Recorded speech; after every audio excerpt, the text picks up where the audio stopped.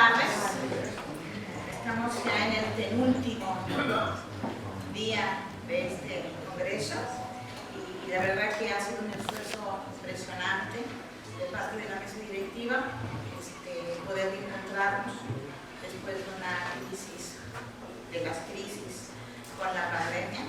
Y la verdad me da mucho gusto poder estar aquí moderando esta mesa y acompañar una mesa que para mí, unas colegas, que para mí es un honor poder aprender de ellas y tenemos que reconocer el trabajo tan grande que se está haciendo. Mi colega Wanda y yo, Wanda Clavel y yo, pensamos en esta mesa fundamentalmente porque ha sido muy ampliado el tema de los cuidados a nivel mundial como nunca en la historia. Y la pandemia ha sido también un agua fría que nos ha caído a todos para reconsiderar cada vez más fuerza el tema de los cuidados. Y como ustedes saben, pues esta mesa está conformada por tres personalidades, una comentarista fantástica. Está con nosotros Teresa Martín García, de España, está también Simón Barro y por supuesto Juan Guillermo Figueroa, para sacudirnos también y sacudir las masculinidades. Y si ustedes me lo permiten, voy a leer un texto que Wanda y yo escribimos para darle contexto a esta plenaria y dice lo siguiente: los países de América Latina y el Caribe experimentaron grandes cambios demográficos en las últimas décadas. A diferentes ritmos, sus poblaciones se envejecieron, las formas de organización social y familiar se modificaron, dejando atrás la centralidad de las unidades domésticas y desafiando la perspectiva feminista. La reducción de la mortalidad y la fecundidad modificaron las estrategias y la organización tradicional del cuidado. Estos cambios fueron acompañados por transformaciones en los roles de género en un contexto de expansión educativa en algunos países, más que en otros por supuesto, y un aumento sin precedentes de la tasa de participación laboral femenina, así como de la inclusión cada vez mayor del enfoque de los derechos humanos. Aunque el rol de los hombres en el ámbito doméstico está lejos de acompasar la magnitud del cambio que lideraron las mujeres en la esfera pública, un número creciente de hombres manifiesta niveles mayores de compromiso con el reparto equitativo del trabajo doméstico y de cuidados. En su conjunto, las transformaciones mencionadas pusieron en evidencia las tensiones generadas en el interior de los hogares en torno a la distribución desigual de las tareas de cuidado, una vez que se hizo evidente que las mujeres contribuían al bienestar económico de sus familias, sumando ingresos laborales sin que se modificasen sustantivamente sus responsabilidades familiares, domésticas. La plenaria busca orientar la discusión hacia los nuevos retos que plantean los cambios demográficos en relación con las tareas de cuidado en los países de la región y en qué medida las acciones estatales de los países han contribuido a aliviar las tensiones en torno a la distribución del cuidado de las y los miembros de los hogares. En qué medida también se transforman las masculinidades en el rol del cuidado frente a los cambios en el rol de las mujeres en el ámbito del mercado de trabajo. ¿En qué medida el envejecimiento demográfico y la reducción de la descendencia cambian las condiciones de las tareas del cuidado y reorganizan a las sociedades y sus instituciones? ¿Cuáles son los retos futuros en las tareas del cuidado ante estos cambios demográficos? Son preguntas que difícilmente a lo mejor responderemos el día de hoy, pero que me parece muy importante que la experiencia de investigación que tienen nuestras colegas y nuestro compañero Juan Guillermo pues nos van a refrescar y dramatizar muchísimo de lo que sabemos y lo que hemos pensado sobre los cuidados. Voy a leer el currículum, una breve fracción del currículum de Teresa Martín García, que va a ser la primera exponente, 20 minutos y te aviso a los 5 minutos restantes, ¿no? Ella es doctora en Ciencias Políticas y Sociales por la Universidad del Instituto Europeo de Florencia y también es miembro doctor en el Juan March Instituto de Madrid, que ella ha sido también profesora visitante, investigadora visitante del Colegio Carlos Alberto in Montalieri, en Turín. Es también investigadora del Consejo Superior de Investigaciones Científicas en Madrid y actualmente también es investigadora asistente en este instituto en la Universidad Europea de Florencia. Ella también ha sido investigadora visitante en el Departamento de Sociología de esta universidad tan renombrada, el Pompeu Fabra, en Barcelona, y por supuesto el Instituto de Demografía Max Planck. Por supuesto, ella tiene una amplísima área de investigación en todo lo que tiene que ver con la formación familiar, los procesos de formación familiar, artículos sobre fecundidad, tiene por supuesto estudios sobre la transición a la adultez y por supuesto vinculado con la educación, el trabajo y la familia, las biografías familiares. Eso me parece muy interesante, tanto de hombres como de mujeres, y sobre todo el nuevo rol que tiene la nueva dinámica de las familias. Teresa, adelante. Tienes 20 minutos.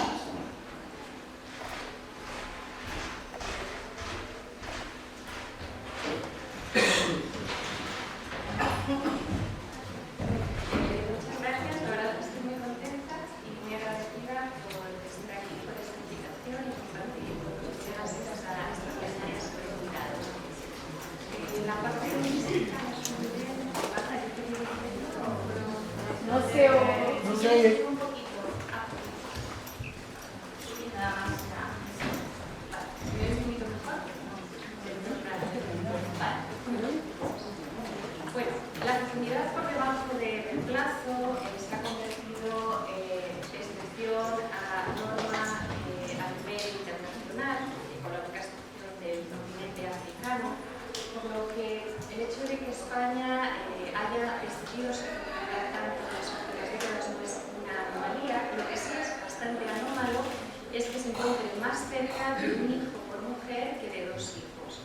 De hecho, forma parte, junto con otros, sobre todo países del sur, este de Europa y Asia Oriental, de los países con una muy baja fecundidad dentro de las más bajas. Viendo un poquito más el caso español, vemos que no es algo cultural. De hecho, en España, durante las últimas 3 décadas, hemos tenido una fecundidad por debajo de 1,5 hijos por mujer. Subió ligeramente a principios de los años 2000, como el resto de los países europeos, pero este aumento ligero se vio truncado por la crisis financiera de 2008. De hecho, del 2011 al 2017 se ha mantenido en torno a 1,3 hijos, baja en el 2020 a 1,29, niveles en los que estamos en este momento en 1,2. Si lo que miramos es la fecundidad atendiendo al número final de hijos de las mujeres una vez concluida la etapa reproductiva, vemos que, por ejemplo, para la cohorte de principios de los años 70, el descenso es un número marcado, 1,5 hijos, y es importante la cifra de que un 24% de estas mujeres nacidas a principios de los 70 ha tenido un solo hijo y casi 1 de cada 4 no ha tenido descendencia.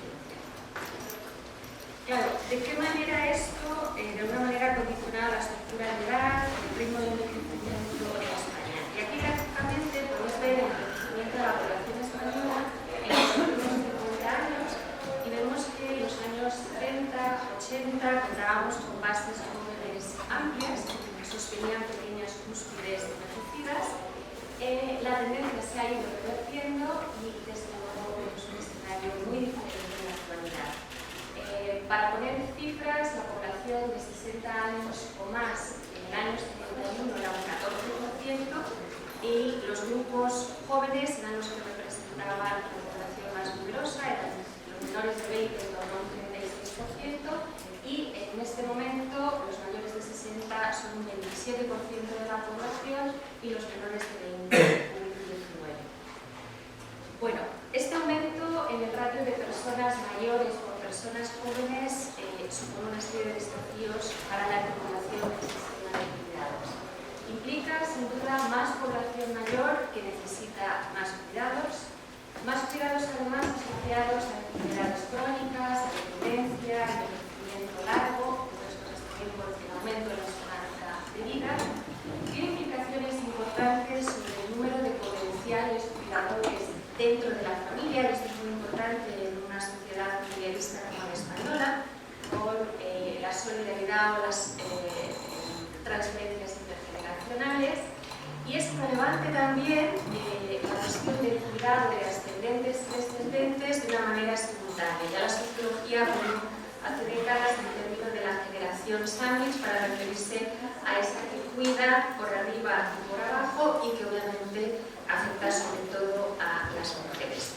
Además, en España no es que tengamos pocos hijos, es que los tenemos muy tarde. De hecho, la edad media de la mujer en el nacimiento del primer hijo ha pasado de 25 años a principios de los años 80 a 31,2 en la actualidad. De hecho, es junto con Italia el país con la edad media más alta al primer nacimiento. Y tenemos también, ocupamos el ranking también de países en los que la proporción del total de primeros nacimientos que corresponden a mujeres que tienen 40 o más años o más en el momento del nacimiento es en torno al 10%.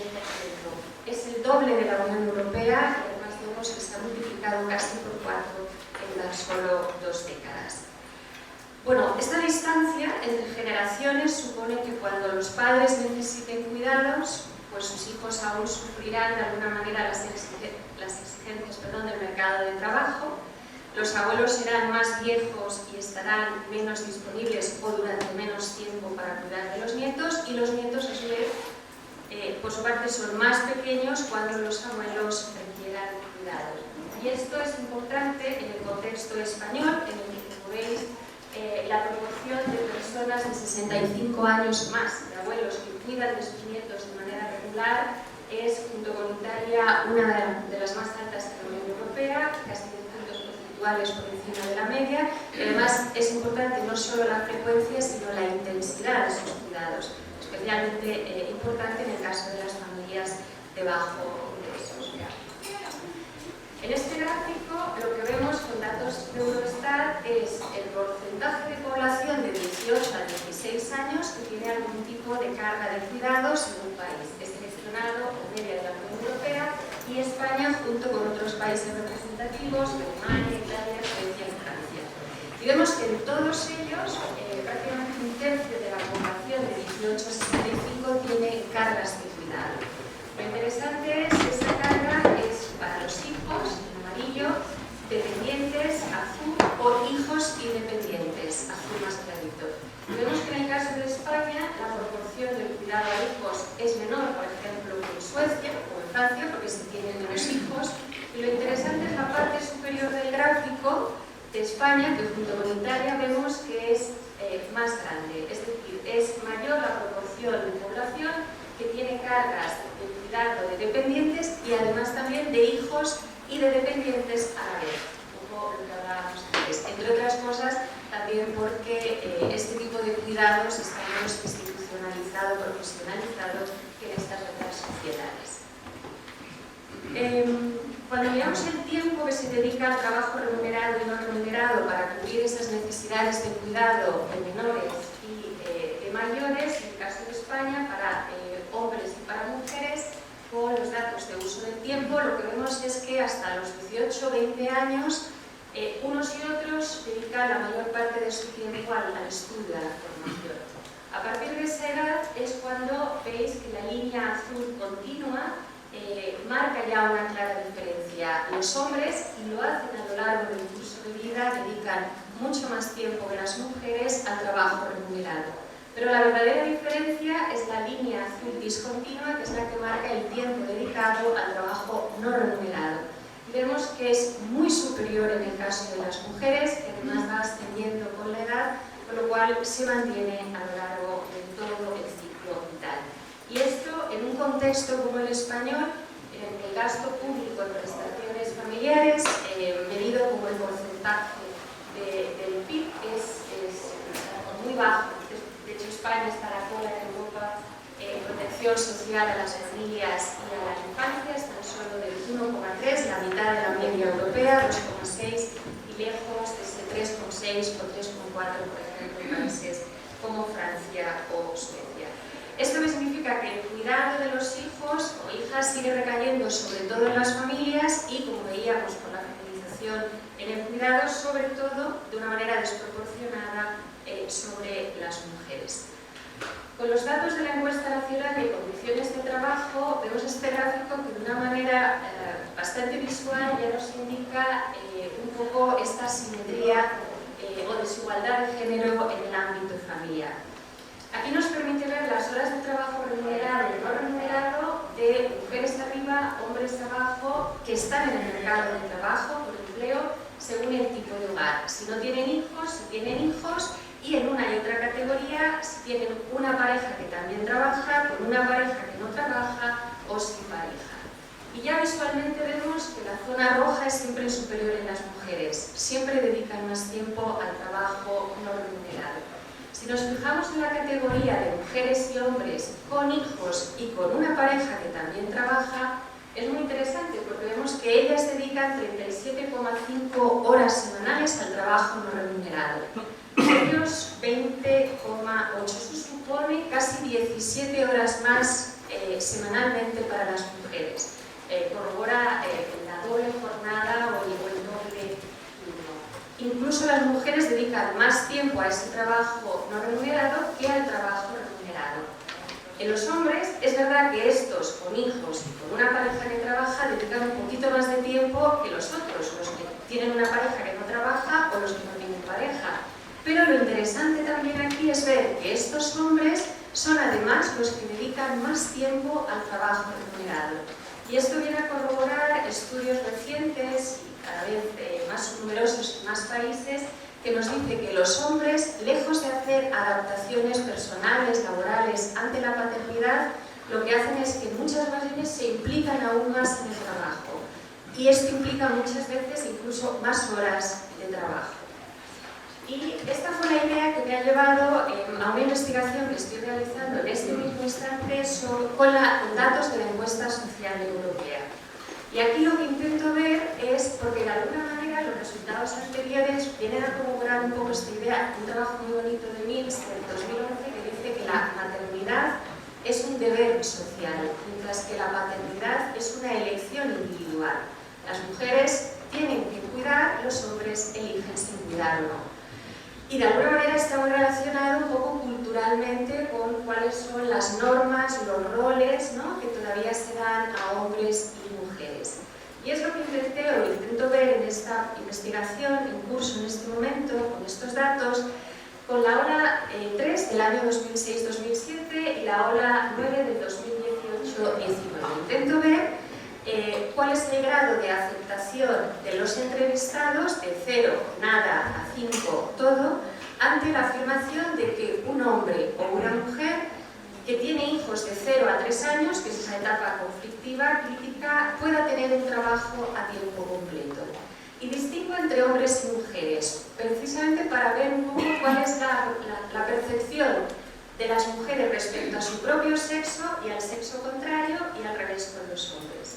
Y lo que vemos es que la aceptación de las mujeres a que las mujeres trabajen en un tiempo completo, aun teniendo hijos pequeños, ha aumentado.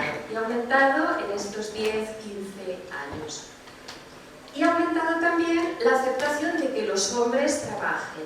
Pero es interesante ver que ellas aceptan más que los hombres trabajen a tiempo completo, aun teniendo hijos pequeños, a que lo hagan ellas. Para los hombres vemos también que ha aumentado la aceptación de que las mujeres trabajen aun teniendo criaturas pequeñas y que lo hagan con un trabajo a tiempo completo. La pequeña diferencia, y quizá hay razones para el optimismo, es en este descenso ligero que se produce aquí. Pero vemos que los hombres, cuando responden respecto a ellos mismos, respecto a que los hombres tengan un trabajo a tiempo completo aun teniendo hijos de 0 a 3, vemos que ha descendido ligeramente. Y esto, cuando luego hacemos comparación de medias con grupos, concreto por edad o por educación, vemos que son los más jóvenes aquellos que ya empiezan a estar un poco menos a favor de que los hombres cumplan un rol meramente de proveedor, o sea, que trabajen y no adapten, no modifiquen en ningún caso el mercado de trabajo, aun teniendo tareas de cuidado con hijos pequeños. Paso ahora a hablar de dos políticas que de alguna manera suponen un paso en la buena dirección, bastante recientes en el caso de España, hacia esa corresponsabilidad y de alguna manera la distribución de los costes de la crianza entre el Estado y las familias. El primero es la equiparación de los permisos de maternidad y paternidad. Como digo, es un paso en la buena dirección. En el año 2021, España se convierte en el primer país de la Unión Europea con el permiso de nacimiento y cuidado del menor más largo para los padres. Es el único país con un permiso intransferible, es decir, si no lo usan, lo pierden, remunerado al 100%, y esto es importantísimo porque si no está remunerado, los hombres no lo cogen, y de igual duración para ambos progenitores. Se pasó de 2 días a 2 semanas con la Ley de Igualdad del 2007, se aumentó a 4 en el 2017, a 5 en el 2018 y en el 2019 se estableció la equiparación progresiva hasta el 2021. En este momento, tras el nacimiento de un bebé, hay 6 semanas obligatorias y simultáneas tras el parto para los 2 progenitores y 10 semanas voluntarias para cada uno de ellos durante el primer año de vida.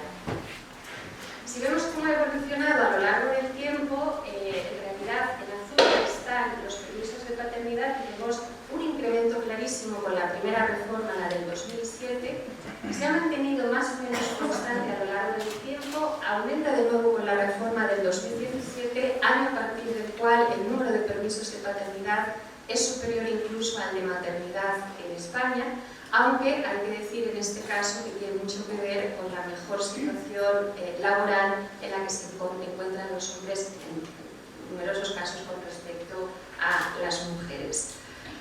Como digo, esto es un paso en la buena dirección respecto al cuidado, pero no se resuelve la pregunta de, bueno, ¿y cómo seguir o cómo afrontamos las sucesivas etapas de la crianza más allá de estos primeros meses de vida del menor? En este caso, el sistema de licencias parentales en España es muy generoso porque ofrece la posibilidad de acogerse a permisos muy largos, en concreto, a tiempo completo, una excedencia por cuidado del menor hasta que éste tiene 13 años, o la reducción de la jornada laboral hasta los 12 años, pero lo hace sin ningún tipo de compensación económica.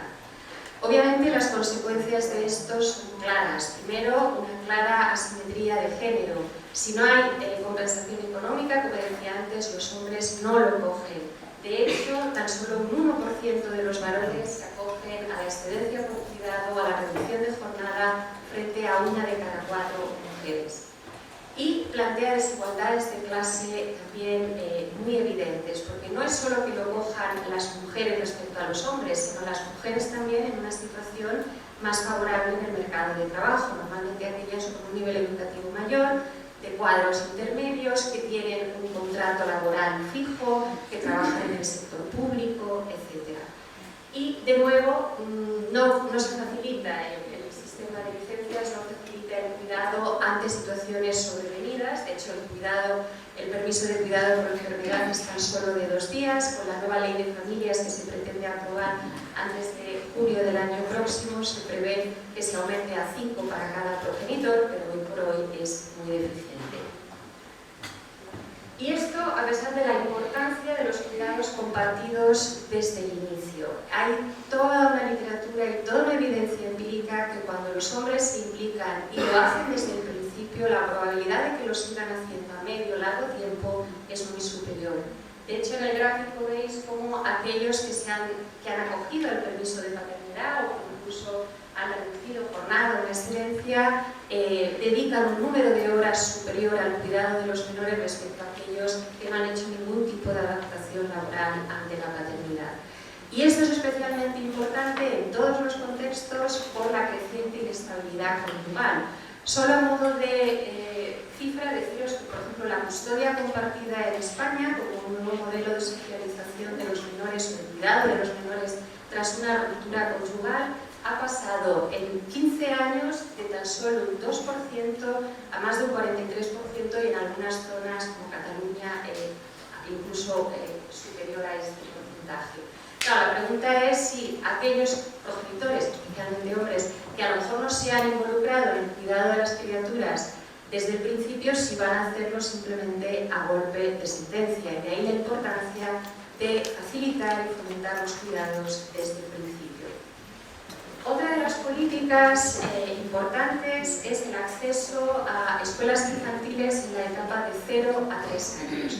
En España la educación es obligatoria a partir de los 6 años, y hay que decir que se ha hecho todo un esfuerzo y un avance importante respecto a la universalización de esta primera etapa de infancia en el país. De hecho, en el gráfico superior vemos el porcentaje de niños y niñas escolarizados de 3 a 5 años. Y prácticamente podemos hablar de una universalización, por encima es un 98%, por encima también de la media en la Unión Europea. Sin embargo, el talón de Aquiles sigue siendo todavía la franja de los menores de 3 años. Y aquí es cierto que se han hecho esfuerzos igualmente, estamos en torno a un 38%, un tercio de estos menores están escolarizados, por encima también del promedio de la Unión Europea, pero sigue siendo sigue pendiente un poco garantizar aún el acceso universal. La demanda todavía excede a la oferta y sobre todo los costes suelen ser elevados. ¿Esto qué implica? Sí, por favor. Esto, bueno, pues un poco todavía la parte más negativa o todavía pendiente de la política, y es un sesgo claro de acceso a los servicios de atención a la infancia en función de la situación socioeconómica de la familia. Tanto si lo miramos por el nivel educativo de la madre como si lo hacemos con el nivel de renta disponible del hogar, está claro que los menores a mejor estatus socioeconómico, mayor escolarización temprana, y eso a pesar de que sabemos que precisamente son estos niños de entornos más desfavorecidos los que se pueden ver mucho más beneficiados con una escolarización temprana. ¿Esto ocurre solo en España? No, ocurre en todos los países. Este gradiente educativo, si tomamos el PROS de educación de la madre, ocurre en todos los países europeos, salvo en aquellos en los que son los países nórdicos, en los que realmente podemos hablar de una universalización de la política. A modo de conclusión, para no alargarme más, simplemente 2 ideas finales. ¿Dónde estamos y entonces qué podemos esperar de cara al futuro? Bueno, tenemos familias cada vez más largas, más estrechas, tenemos abuelos que cada vez viven más, pero también tenemos menos hermanos y menos primos. Eso hace que hablemos de familias más comprimidas, las redes familiares son menos densas y esto tiene una implicación clara para los cuidados. Además, son más diversas, hablamos de familias de múltiples tipos, de múltiples formas. Familias más inestables, con lo cual, de alguna manera, también va muy ligado a la mayor complejidad de las relaciones familiares, porque segundas familias generan relaciones también más complejas de parentesco, y esto tiene también un impacto claro en cuanto a quién o qué cuidado se da o se recibe. Y, por lo tanto, podemos hablar quizá de familias más vulnerables. De ahí el papel importantísimo de las políticas para garantizar los cuidados y, sobre todo, el bienestar infantil. Y la segunda idea con la que quería terminar, Sandra, por favor, es esta que empieza a tener un peso cada vez mayor en el debate científico, pero sobre todo en la agencia social y política, y es hasta qué punto no tenemos un poco que repensar también, cuando hablamos de cuidado, la duración de nuestras jornadas laborales. En el caso particular de España, la jornada laboral máxima de 8 horas al día se estableció a principios del siglo pasado. Claro, si el objetivo es alcanzar, facilitar, fomentar ese doble modelo familiar, incipiente modelo familiar de 2 cuidadores, perdón, de 2 sustentadores, 2 cuidadores, que deje un poco al lado ese modelo de madre conciliadora, padre ayudante.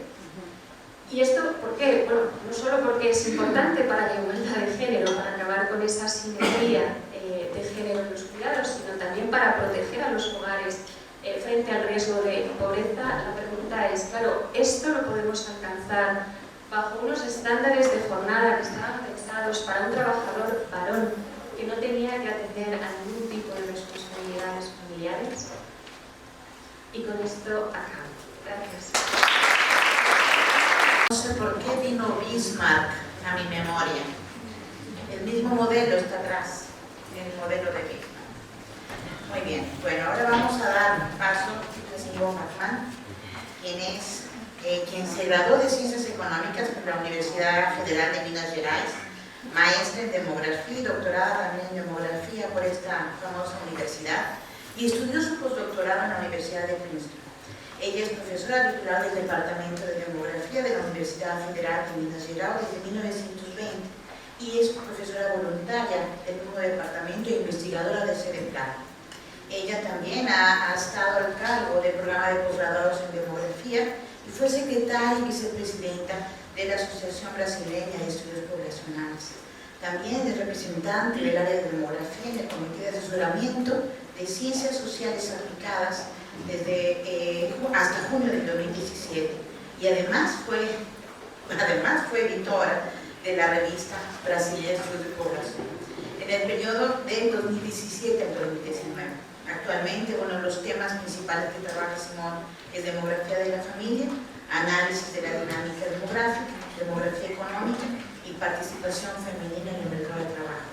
Bienvenida, Simón. ¿Ya listo? 20 minutos.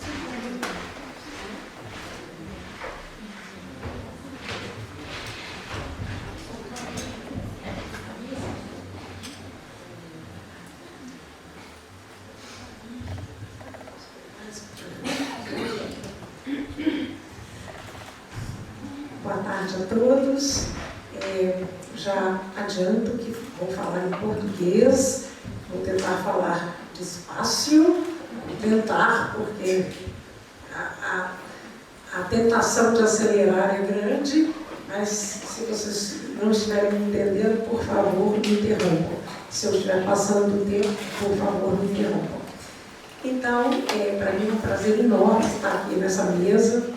Eu acho que todos nós temos tanto a aprender com ela, e depois desse belo texto de introdução da Verônica e da Wanda, que eu acho que colocou muito bem as questões que nós temos, né, com os nossos grandes desafios, e mais todas as questões que Tereza colocou, eu vou fazer uma abordagem um pouco distinta pelo lado, assim, mais metodológico de como que nós podemos tratar e como que a gente pode criar uma maneira de organizar os diversos componentes dos estudos sobre cuidados. Então, por favor, Wanda, eu vou tratar então um pouco desses desafios metodológicos para integrar diferentes enfoques. Vou falar, usando esses detalhamentos que eu vou tratar, eu vou falar de cuidados remunerados e desigualdade, e de trabalho doméstico não remunerado, ou seja, os cuidados não remunerados. Assim, a minha fala vai ficar muito dividida entre essas duas partes, o que são cuidados remunerados e o que são cuidados não remunerados, e as nossas dificuldades em fazer essas duas dimensões conversarem, né? Colocá-las ambas numa mesma mesa para que a gente possa dimensionar a questão dos cuidados como um todo. E falar um pouco, ao final, sobre uma agenda muito imediata para os estudos de cuidado. Então, eu estou, nesse momento, particularmente, envolvida num projeto internacional que tem esse nome, Who Cares? Rebuilding Caring in a Post-Pandemic World. É um projeto internacional que envolve múltiplos pesquisadores, investigadores de muitos países diferentes e muitas abordagens diferentes. Então, tem sociólogos, economistas, gerontólogos, pessoas com vários interesses distintos na questão do envelhecimento, mas todos procurando responder à questão de como que nós podemos olhar para uma demanda crescente de cuidados com adultos maiores, que vai se tornando cada vez mais forte, cada vez pressiona mais a demanda pelos cuidados, ao mesmo tempo que ainda temos demandas não resolvidas pelo lado das crianças, né? Então, como é que a gente pode olhar para a estrutura de cuidados como um todo e separar as diversas partes. Eu particularmente, estou coordenando o eixo metodológico, que a ideia é exatamente criar essa base comum para que a gente possa dimensionar o setor como um todo e integrar as diversas partes num sistema de cuidado, para que a qualquer momento a gente possa usar, olhar, analisar cada uma das componentes com uma visão de contexto como um todo, né? Cada parte conversa com as demais partes. Esse é um grande desafio e tem várias componentes que eu vou falar um pouquinho sobre elas. E a ideia é estabelecer uma tipologia flexível que integre os cuidados remunerados e os cuidados não remunerados, assim como os cuidados tanto de dependentes quanto de autônomos, né? Porque todos nós demandamos cuidados o tempo todo, né? Os dependentes demandam mais, mas os não dependentes também demandam cuidados. Nós estamos o tempo inteiro produzindo cuidados e demandando cuidados. Então a ideia é a gente olhar o cuidado nessa dimensão mais ampla. Então, essas duas esferas de cuidado remunerado e não remunerado, né? Como eu disse, o desafio é colocá-las as duas juntas, e isso é importante ser feito, por várias razões isso é importante ser feito, mas porque acho que é fácil a gente entender que a qualquer momento quase todo o trabalho doméstico de cuidado não remunerado ele pode ser transformado num cuidado remunerado, dependendo das condições da família, das condições de oferta e de demanda desses cuidados, né? E se a gente quer, e de fato, né, se a gente observa, né, o comportamento das famílias, a gente vai ver que as famílias fazem isso o tempo inteiro. A questão é que as famílias mais ricas, com mais acesso ao mercado, né, de cuidados, elas compram uma parte grande dos cuidados que elas consomem, e as famílias mais pobres, que não podem comprar grande parte dos cuidados que elas consomem, elas produzem esse cuidado.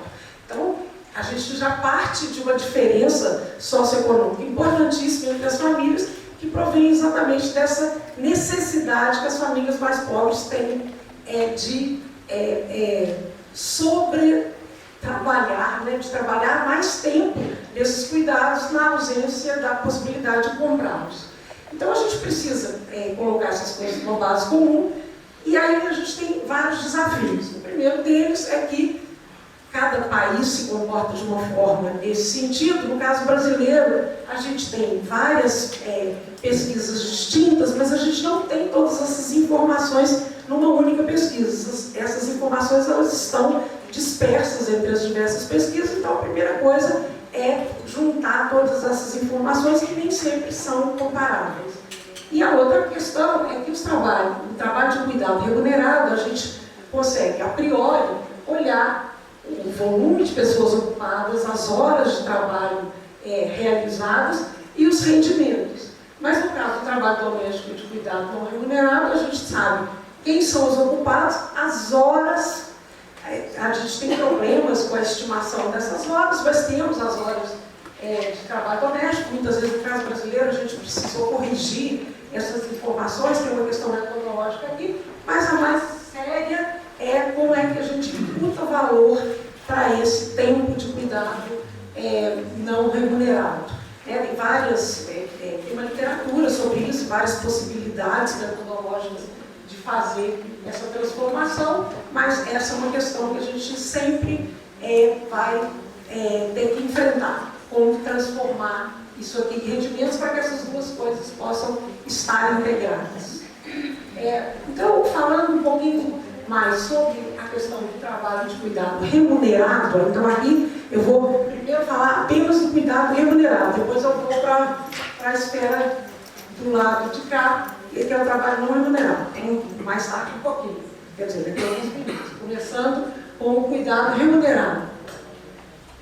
Então, a gente, nesse grupo de trabalho, até com uma outra companheira, a Mariana ali, né, uma árdua trabalhadora, pesquisadora, investigadora desse grupo, nós temos trabalhado nisso. A nossa tipologia ela é uma tipologia baseada na ideia de círculos de cuidados, a ideia de círculos concêntricos de cuidados, que vai do círculo mais próximo daquele que está sendo cuidado até os círculos mais afastados em relação a quem está sendo cuidado. E aí, para fazer isso, então, a gente usa 3 dimensões, na verdade a gente usa muito mais, mas eu estou simplificando aqui em apenas 3 dimensões que vão daquilo que é mais próximo, mais cerca de quem está sendo cuidado, para o que é mais afastado em relação à pessoa que está recebendo o cuidado. Então, a primeira coisa é a relação laboral, né, que a gente tem a relação que é doméstica, né, aquele cuidado que é exercido no âmbito doméstico, e tem a relação não doméstica, né, ela é exercida fora de onde a pessoa vive, de onde é o domicílio dela. A natureza da interação é uma componente super importante que vai daquilo que é o cuidado direto entendido como aquele cuidado que é um cuidado face a face, que na maior parte das vezes envolve manipulação do corpo da pessoa que está sendo cuidada e uma interação muito próxima, muito íntima em relação à pessoa cuidada. O indireto é aquele cuidado que é normalmente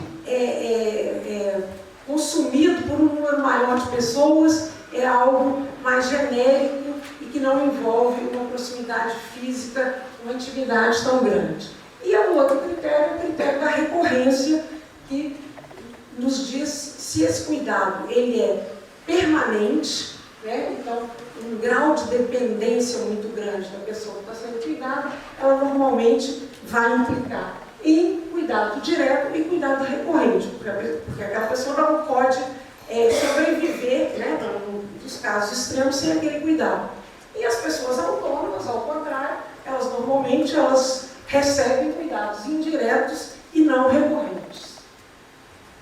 Então, a gente começa com um círculo mais, na verdade são 2 círculos, né, os mais centrais, que seriam o cuidado doméstico direto e recorrente, que é, por exemplo, os cuidadores de crianças, né, pessoas que são contratadas para trabalhar no meio doméstico, né, elas vêm ao domicílio para cuidar de ninhos, para cuidar de adultos maiores, para cuidar de outros dependentes. Isso são apenas exemplos, né? São uma série de categorias ocupacionais combinadas com atividade, onde a pessoa está realizando esse tipo de ocupação. Aqui eu estou dando apenas exemplos. E do lado de cá, os cuidados domésticos indiretos e recorrentes. Aqui tudo, gente, trabalho remunerado. Não estamos falando dos cuidados do trabalho que as pessoas fazem para os membros da sua própria família, do seu grupo familiar. Então, aqui nesse caso, são trabalhadores dos serviços domésticos mais gerais, como cozinheiros, arrumadeiras, e normalmente no Brasil se usa essa categoria especificamente de contrato para serviços gerais. Essas duas esferas, elas estão aqui interconectadas, que a ideia é que a interseção entre elas é muito grande, de tal maneira que é impossível separá-las, né? Quando a gente observa trabalhadores que são contratados para o exercício de serviços gerais, a gente sabe que grande parte desses trabalhadores que são contratados para serviços gerais, eles estão, de fato, fazendo cuidados específicos de crianças, fazendo cuidados específicos de pessoas dependentes do domicílio e vice-versa, né? As pessoas que estão trabalhando com os cuidados diretos, são contratadas para fazer cuidados diretos, muitas das vezes elas estão fazendo também serviços gerais. Então, dada a natureza dessa mistura das funções de uma pessoa dentro de casa, e uma outra componente importante que faz esse núcleo ser um núcleo mais central, que é o fato de que esse é um âmbito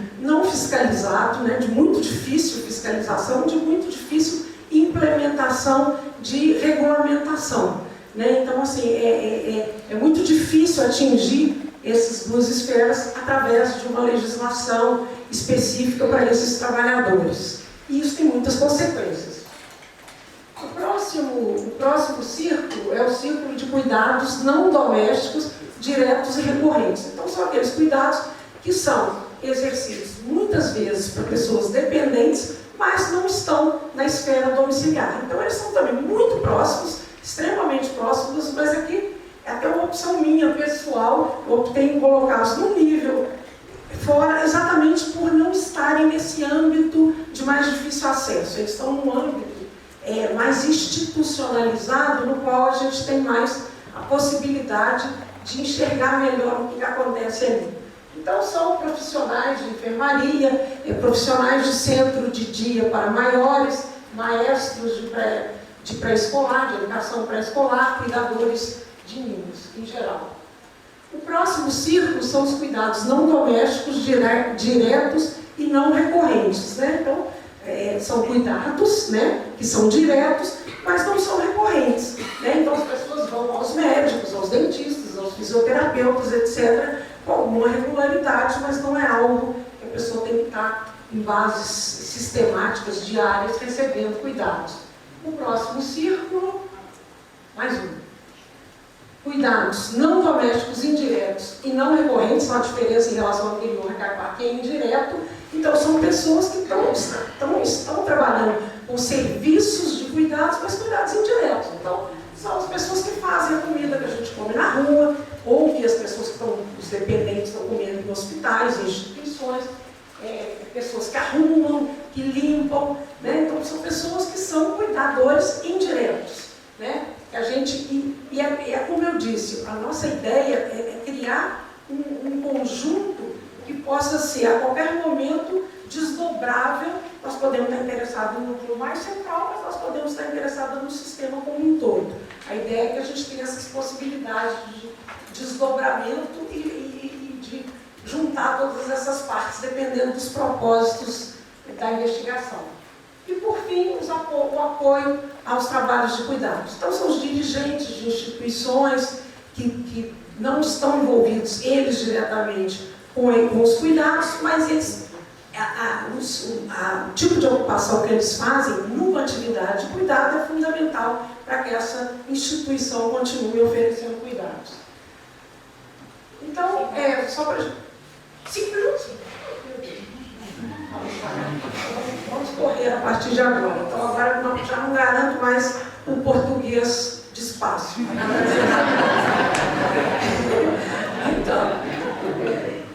Aqui, então, a gente vê que, de fato, né, assim, a gente tem um setor de cuidados muito expressivo, né? Isso aqui é dados para o Brasil, né? Então, quando a gente tira do setor de serviços os cuidados, a gente fica com um setor de serviços de 23% dos ocupados, né, no mercado de trabalho, e 29% dos ocupados com cuidados especificamente. E as outras coisas são os outros setores.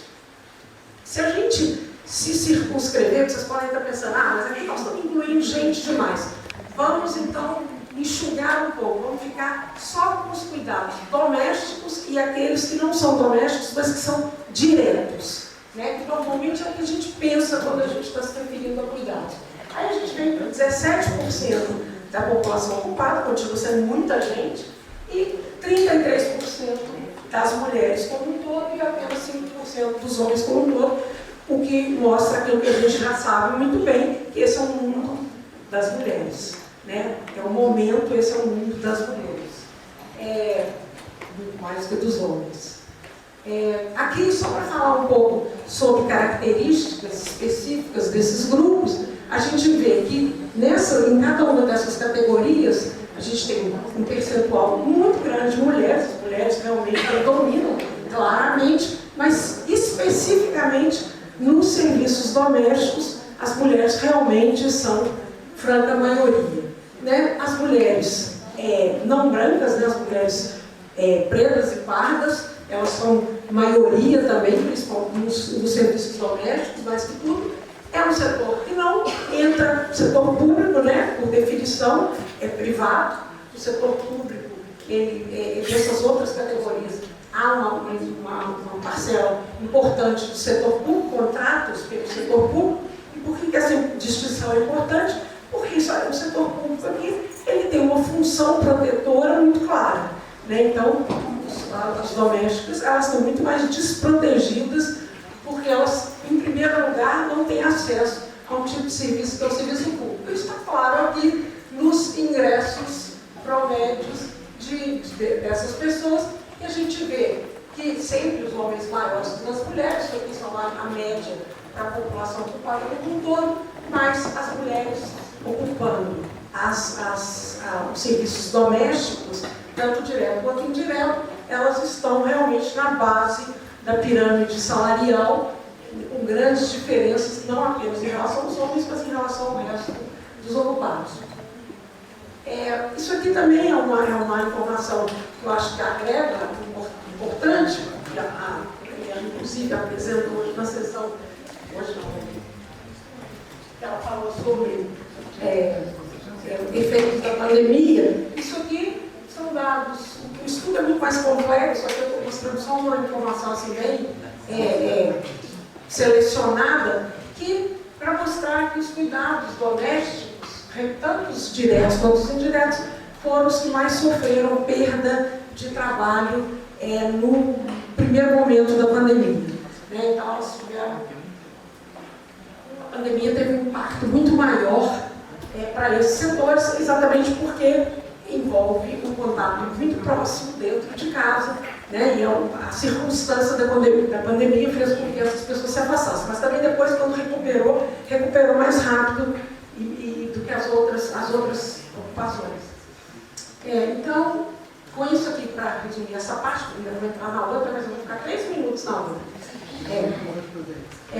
Cuidado remunerado então prestado no âmbito doméstico onde se concentram as mulheres, já falei sobre isso, foi mais afetado pela pandemia de Covid. É muito importante dizer que muito se falou sobre o efeito da pandemia sobre as mulheres, que as mulheres foram as que mais sofreram, isso foi muito dito, mas na verdade quem sofreu mesmo foram as mulheres de mais baixo nível de escolaridade. As mulheres de alto nível de escolaridade, reclamando, achando ruim, puderam se proteger através do trabalho remoto, né? Difícil fazer trabalho remoto com a criança do lado, claro que é difícil, mas é melhor do que perder o trabalho, né? E as mulheres de baixa escolaridade ou perderam o trabalho ou não perderam o trabalho, mas tiveram que se expor, né, aos riscos da pandemia, então elas realmente foram as mais afetadas. As mulheres de mais escolaridade, na realidade, se a gente olha no contexto de mais longo prazo, a gente pode pensar que elas conquistaram uma coisa que talvez não fosse conquistada em algumas décadas, que foi a possibilidade da flexibilidade que o trabalho remoto trouxe. Né? Essa é uma visão,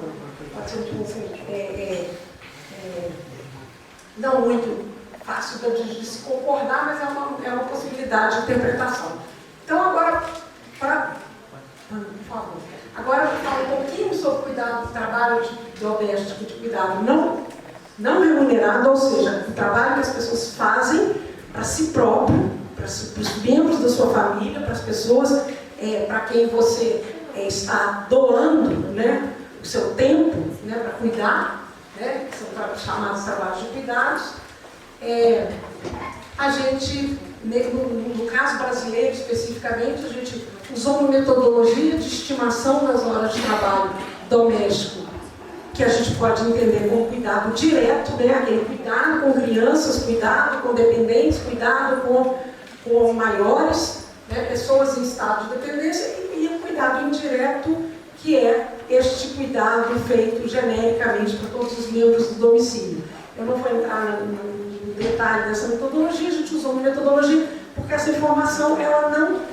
A gente tem no Brasil apenas uma informação sobre o tempo dedicado ao trabalho doméstico, e a gente usou uma metodologia específica, usando uma padronização, usando as informações detalhadas do ENUT, da Colômbia, que nos possibilitou fazer essa aproximação. E como resultado, né, não vou falar da metodologia, mas vou falar do resultado. Se a gente pega para as mulheres, né, estão ali os cuidados indiretos, aqueles cuidados genéricos, e mais os cuidados genéricos, os cuidados diretos. Se a gente soma essas duas curvas, a gente fica com uma curva que tem o formato da Tereza. A nossa brasileira, ela não tinha esse pico aqui nas idades associadas aos filhos pequenos. E isso, através dessas estimativas indiretas, nós conseguimos fazer recriar esse tempo dedicado ao cuidado direto, especificamente de criança, mais de criança do que qualquer dos outros membros, embora os outros membros tenham sido contabilizados também. Os homens têm um formato parecido, muito menos horas, né? Aqui direto, aqui indireto.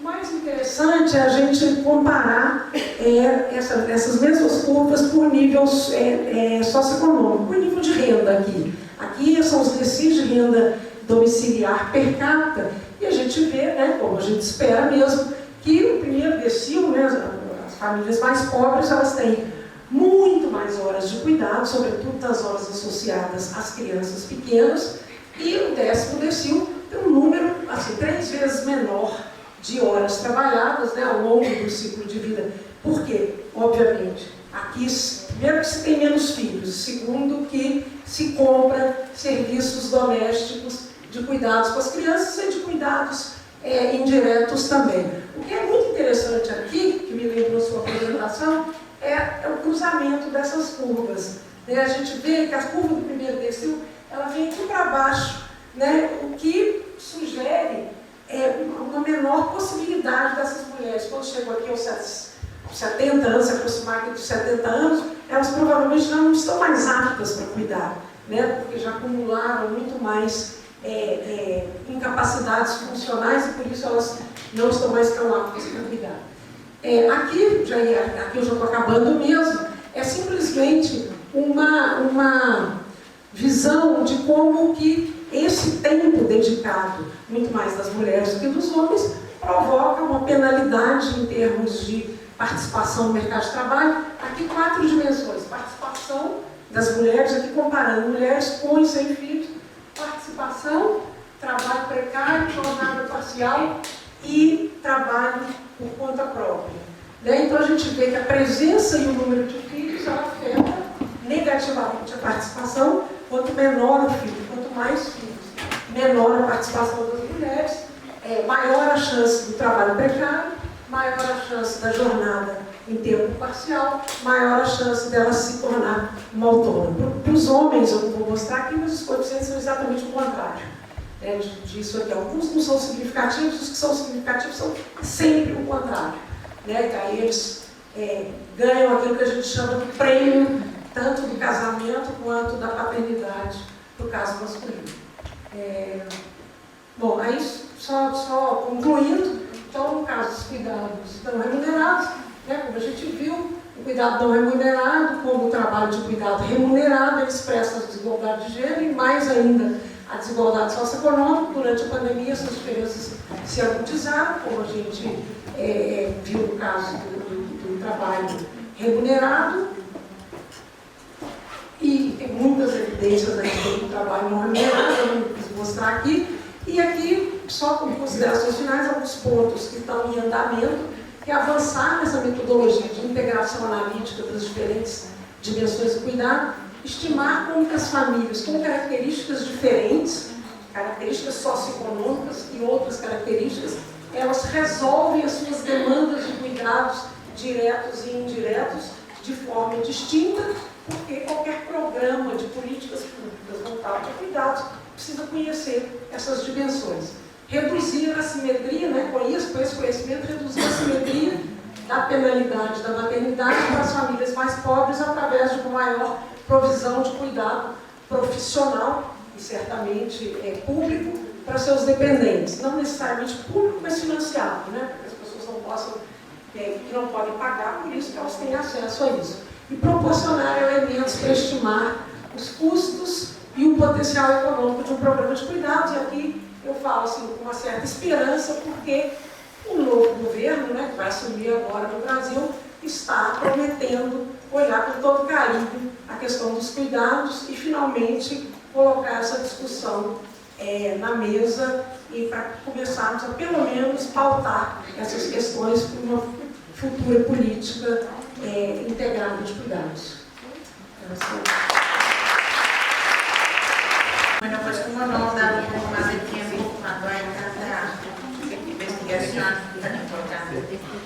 Voy a dar la palabra ahora a mi querido profesor, investigador del Colegio de México desde 1994, Juan Guillermo Figueroa, y profesor también de la Universidad Nacional Autónoma de México, en la que yo trabajo también. Es doctor en Sociología y Demografía por la Universidad de París, en Nanterre. Es miembro del Sistema Nacional de Investigadores de Beltrán. Entre algunas de sus publicaciones provocadoras, como se llama, son los nuevos aristas del estudio de la paternidad, ausencia, presencia y salud paternas en diferentes grupos de varones del Colegio de México. También el cuerpo paterno como espacio reproductivo, algunas propuestas analíticas, hombres, género y patriarcado, reflexiones, cuerpos y representaciones, y también otro reciente libro, Recuerdos ambivalentes, de un ayudante de estudiante de posgrado con miedo a la iatrogenia docente. Bueno, muchas gracias, Juan Guillermo.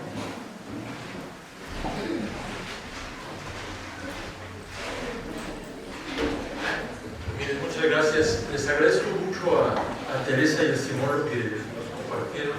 Algo nos habían compartido por correo de lo que iban a conversar. Entonces, cuando Verónica me hizo el gran favor de invitarme, lo que yo pensé es no demografizar, sino filosofar sobre lo que estamos tratando de hablar del cuidado. Entonces, la invitación que nos hacía Verónica y que nos hacían las demás compañeras era ¿cuáles son los desafíos del cuidado en un contexto de cambios demográficos? Entonces, además me pedían amablemente que se hablaban de hombres, de masculinidades y de todo esto que acabamos de ver en los datos, siempre por abajo de algunas referencias de las compañeras mujeres. Entonces, lo que yo traté de armar fue como una agenda personal de investigación sobre hombres y cuidado. Y voy a compartirla como le hacen algunos filósofos a través de preguntas, a través de invitaciones a reflexiones. Son 10 puntos para que sepan cuando ya voy terminando. Pero empiezo con el punto 0, porque al final de cuentas soy amigo de los mayas y los mayas descubrieron el cero. Uno de los elementos que más me llamó la atención en los últimos 2 años, los años del confinamiento de la pandemia, es que oí cientos de veces la palabra cuídate, cuídate. Y yo me ponía a pensar, tengo 2 hijos varones. ¿Qué les significará a 2 sujetos de sexo masculino cuando escuchan tanto? Cuídate. Les fui preguntando, o sea, no como investigador, sino como progenitor de los sujetos. Y creo que parte de lo que voy a compartirles es como dialogando incluso con sus silencios. Los filósofos son muy extraños, hasta platican con los silencios. Entonces, empiezo por el punto número 1. Yo creo que los desafíos del cuidado que yo identifico son de índole epistemológico, son de índole lingüístico, de índole político, incluso de índole en términos de qué indicadores acompañar lo epistemológico, lo político. Un queridísimo amigo que algunos de ustedes quizá conozcan, Alejandro Cervantes, y yo hace 27 años acordamos, así como compromiso, o sea, como pacto de sangre académico, ser explícitos constantemente en invitar a nuestros estudiantes, a nuestros colegas, a evidenciar sus herencias epistemológicas. Y eso no es fácil, porque es hacer explícito los supuestos desde dónde estamos hablando, las categorías desde dónde estamos construyendo o pretendiendo construir conocimiento. Pero como lo van a ver cuando llegue al punto 10, lo que Alejandro y yo proponíamos desde entonces es inventemos nuevas categorías, inventemos nuevos términos para recuperar todo aquello que estamos queriendo buscar. Cuando Verónica me escribió y me decía desafíos del cuidado en cambios demográficos, de los hábitos que toca la demografía, yo lo que estudio son comportamientos reproductivos y un poco de mortalidad. Y creo que el cambio demográfico, filosóficamente pensado, que más me ha impresionado, es repensar el significado de ser. El significado de ser hombre como individuo, como hijo, como pareja, como compañero, como progenitor, como abuelo, como hermano. Yo tengo muchos hermanos, pero mis hijos tienen muy pocos hermanos. Pero al mismo tiempo, un sujeto que se supone que es titular de derechos. Y se supone que es titular de derechos hasta para nombrar a otros. Pero lo que no me queda claro como filósofo es si los hombres se nombran a sí mismos. Y en particular en el tema del cuidado. Entonces, por ahí va la primera reflexión. Ahora, una segunda reflexión para que parezca que soy filósofo y aparte del lenguaje. Lo que yo de repente hago como ociosidad es revisar diccionarios y regresar a los diccionarios de diferentes disciplinas y preguntarles, dialogo con ellos, ¿qué significa cuidar? Y es muy interesante porque de repente escucho discusiones, análisis, conferencias del cuidado y digo, ¿será que entendemos lo mismo por cuidar que los diccionarios? Los diccionarios dicen que cuidar es ocuparse de, ver por, atender a. Y lo que de repente no veo tan claro es si todas nuestras bendiciones que hacemos sobre el cuidado captan eso en todos los sujetos humanos que existen. Es decir, si no habrá una tendencia, y es hipótesis, no es afirmación, a una lectura demasiado feminizada del cuidado, anclada enormemente en lo que ancestralmente se le ha impuesto a las mujeres como aprendizajes de género. Si eso fuera así, si lo conceden como hipótesis, capaz de que siempre van a salir como ambiguas algunas comparaciones entre hombres y mujeres.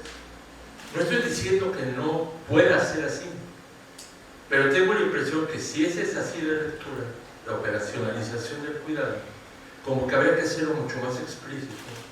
¿Cuál es el parámetro de referencia para construir la definición? Un tercer punto. Yo me pregunto como hombre, le pregunto a mis hijos como hombre, le pregunto a colegas, le pregunto a los sujetos del sexo masculino aquí presente, ¿qué nos significa como hombres ver por alguien? ¿Qué nos significa ocuparnos de alguien? ¿Qué nos significa atender a alguien? Porque al final de cuentas estamos tratando de medir cuidado, estamos tratando de operacionalizar formas de acercarnos al cuidado y a las diferencias de género.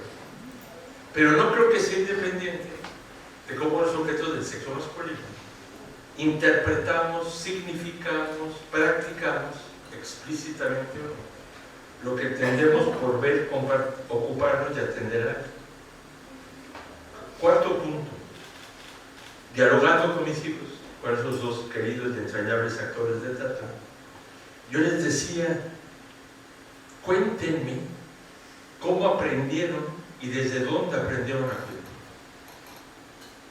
Y son supuestamente sujetos, hijos de mi compañera y míos, que tienen un discurso aparentemente cercano a la igualdad de género, al acercamiento a las nuevas masculinidades, como algunas personas les llaman, o por lo menos a intercambios más equitativos y menos violentos que los que algunas generaciones anteriores vivimos. Entonces, como punto 4 de esta agenda, yo les preguntaba a ellos, ¿cómo se nombran cuidando? Y de repente pongo la cara de, ¿y eso cómo se contesta, mujer? Lo que yo les suelo recordar es que lo que planteamos quienes hacemos filosofía del lenguaje es que lo que no se nombra uno acaba creyendo que no existe. Y de repente les llama la atención porque dicen, bueno, ¿será lo mismo cuidar que proveer? Aquí alguien gesticula con la cabeza que no, efectivamente, pero si ustedes ven los diccionarios, proveer tiene mucha cercanía para la palabra cuidar. El pequeño detalle es que uno a veces habla de proveer económicamente. Y puede que uno al cuidar también quisiera proveer emocionalmente, o acompañar emocionalmente, o atender emocionalmente, o ver por alguien emocionalmente. Como la coautora de mis hijos y yo intentamos hacerlo con ellos. Y lo que esperaría yo, de repente se lo recuerdo, que ellos hicieran conmigo, ¿no? De vez en cuando. Entonces, lo que me pregunto y les pregunto y nos pregunto es cómo nombramos y cómo reconocemos el cuidado de otras personas sobre nosotros. Pero algo que para mí es mucho más inquietante, el cuidado de mí mismo. Porque una de las experiencias que yo veo en decenas de estudios sobre masculinidad es que los hombres aprenden a ver por ellos sin cuidar por ellos. Y no es juego de palabras, ¿no? Es decir, una de las cosas más documentadas en investigación sobre hombres es la omisión de cuidado. Y aquí hay mucha gente que trabaja en demografía. Las esperanzas de vida de los hombres son menores que las de las mujeres. Y no solamente porque por fisiología se van a ganar, porque hay prácticas de cuidado muy aprendidas, muy diferentes. No es extraño que los estudiosos y estudiosas de la salud de los hombres digan que los hombres se mueren como hombres, que la masculinidad es un factor de riesgo. Yo mexicanamente lo digo, no se mueren como hombres, se mueren al pendejo. Y es cosa seria, aunque se rían. Una quinta reflexión. Yo tengo la impresión que uno de los elementos que a veces no hemos nombrado académicamente es la categoría del descuido y lo que significa como obstáculo para el cuidado. Y insisto, aunque parezca tramposo, no es juego de palabras. Un querido psicoanalista argentino radicado en España hace muchos años, Luis Bonino, decía hace 30 y tantos años investigando la salud de los hombres: los hombres cometen negligencia suicida sobre sí mismos. Se me hace brutal. Yo que trabajé con médicos y que aprendí lo que era la negligencia médica. Si yo estoy alerta a lo que hace un médico y se equivoca, no porque no se pueda equivocar, sino por imprudencia, por descuido, puede haber un acto de demanda por su negligencia. Y hace un momento Verónica Barrett citó un texto que escribí sobre iatrogenia docente. Yo también creo que hay descuidos docentes que dañan a alguien. Pero imagínense cuando yo soy negligente conmigo mismo. ¿A quién le mato? Imagínense cuando un menor de edad no es cuidado, se le puede quitar la custodia a los progenitores por omisión de cuidado. ¿Qué sucede cuando se ha demostrado en los estudios sobre los hombres? Que los hombres cometen omisión de cuidado sobre sí mismos. Les quitamos la custodia a los sujetos sobre los hijos. ¿A quién se la damos? Todas las mujeres dirán yo paso, yo no lo quiero. Pero a lo que voy es cómo intentamos, y esa agenda de investigación mía, estimular que no haya omisión de cuidado, que uno se haga cargo de sí mismo. Y creo que si uno quiere hacerse cargo de sí mismo, nos ayuda mucho pensar en Michel Foucault y el cuidado de sí. Porque el cuidado de sí de Foucault no es sinónimo de autocuidado. El cuidado de sí de Foucault es la categoría más filosófica que tiene Foucault. Él dice: no puedo cuidar de mí si no me conozco, incluso si no me reconozco. Y si no me reconozco como un sujeto importante para mí. ¿Será, ahorita fingiendo que soy el hombre, será que esa es una variable que está estorbando el cuidado de otras personas? Su falta de entrenamiento en el cuidado de sí. No sé cómo se pueda operacionalizar eso, pero quisiera alguna noche de insomnio alguno de ustedes tenga alguna sugerencia. Un quinto comentario, un quinto punto de esta agenda. Yo me pregunto, y me lo pregunto en serio, y trato de escribir sobre eso, es de qué manera nuestros aprendizajes de género, como sujetos del sexo masculino, facilitan, complican, permean el cuidado. Porque yo no veo en las políticas públicas, que muchísima gente sugiere, un replanteamiento de las formas de introyección del cuidado de los hombres. ¿De qué manera nuestros mandatos de aprendizajes de la paternidad permean nuestra forma de cuidar? Y además que permean, luego nos dicen que así no se cuida, que tenemos que aprender a maternar. No, yo digo, tenemos que aprender a cuidar, no maternar, según yo, por lo menos, ¿no? Entonces, un sexto comentario. ¿Ustedes creen que la práctica del cuidado influye si un sujeto se deja cuidar o no? Una de las introyecciones de los aprendizajes de género de muchos varones es que tenemos que ser autosuficientes. A veces explotamos a otros para ser autosuficientes, pero en teoría una de las grandes explicaciones de por qué hay mayores tasas de suicidio de los hombres Yo creo que los hombres antes muertos que pedir ayuda. Se me hace patético una explicación como esas, pero es la más recurrente que escuchan. Y aparte su convivencia desde muy temprana era con la violencia.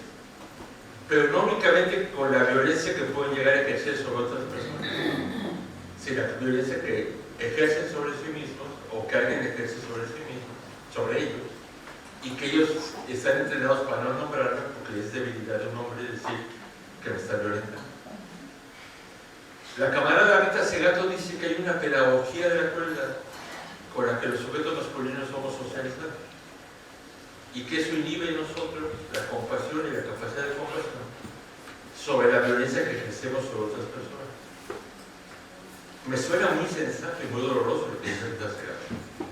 Pero alguna vez dice Rita Segato, oye camarada, pero también inhibe la compasión sobre nosotros mismos. Y quizá nos habituamos a convivir con la violencia y no la nombramos porque es parte que proyectamos de nuestra identidad de género común. Entonces, por eso les pregunto como punto 6, ¿influirá en algo, en algo de nuestra práctica como hombres de cuidado, la forma en que rechazamos a veces dejarnos cuidar? Piensen, por si les queda sentido. Y si les genera sentido la categoría que usé de omisión de cuidados, ¿qué sucede cuando la omisión de cuidado es de nosotros mismos para cuidar a alguien? Insisto, no es juego de palabras.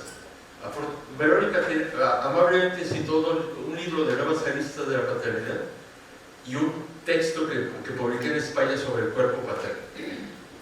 Lo que yo me pregunto es ¿por qué usamos tan frecuentemente la categoría de ausencia paterna para fenomenológicamente describir el sujeto que no está, ya sea definitivamente o muy pocos tiempos, pero poco se nombra la ausencia filial en la vida de los progenitores?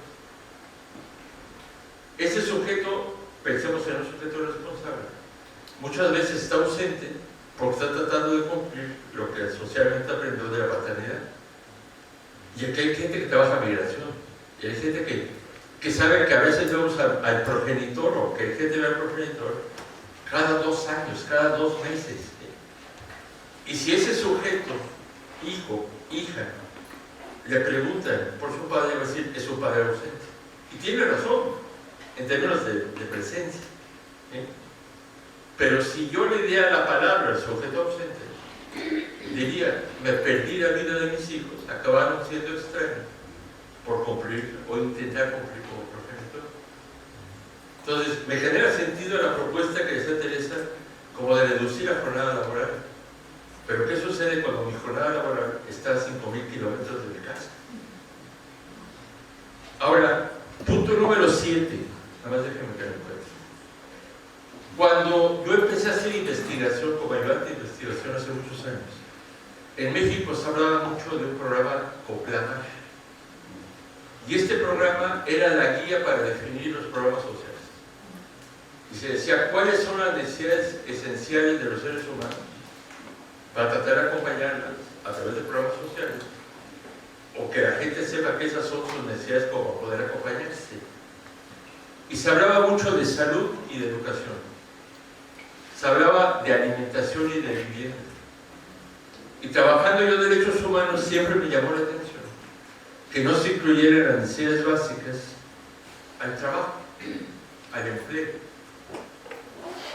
En países, muchos europeos, hay seguros de desempleo, porque se reconoce como un derecho de sujeto. En países de América Latina, por lo menos en México, es muy reciente lo que ha sido el seguro de desempleo.